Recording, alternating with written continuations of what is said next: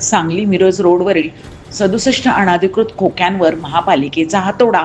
अनेक वर्षाचे अतिक्रमण. आयुक्त सत्यम गांधी यांच्या प्रत्यक्ष उपस्थितीत विश्रामबाग परिसरात धडक कारवाई आज करण्यात आली. सांगली मिरज कुपवाड शहर महानगरपालिका क्षेत्रात अनधिकृत बांधकामे आणि अतिक्रमणाविरुद्ध महापालिका प्रशासनाने अत्यंत आक्रमक पवित्रा घेतला आहे. महापालिका आयुक्त श्री सत्यम गांधी यांच्या थेट निर्देशानुसार आज सांगली मिरज रोडवरील विश्रामबाग चौक, जुना जकात नाका व दांडेकर बाजार समोरील अनेक वर्षापासून असलेले 67 अनधिकृत खोक्यांचे अतिक्रमण पूर्णपणे हटवून रस्ता मोकळा करण्यात आला.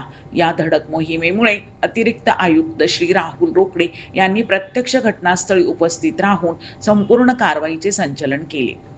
या कारवाईमध्ये अतिक्रमण निर्मूलन विभागाच्या उपायुक्त श्रीमती स्मृती पाटील, अधीक्षक अतिक्रमण निर्मूलन श्री मद्रासी, मुख्य स्वच्छता अधिकारी श्री सचिन सागावकर, मुख्य सुरक्षा अधिकारी श्री मुकेश मिरजकर यांच्या पथकामार्फत ही मोहीम राबविण्यात आली.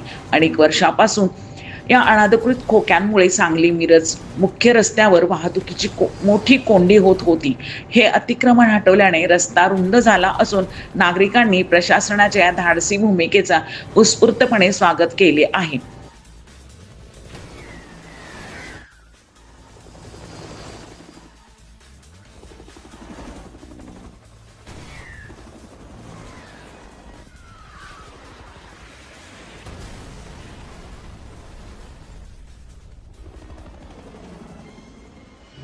प्रतिनिधी समाधान लोंढे यांचा रिपोर्ट.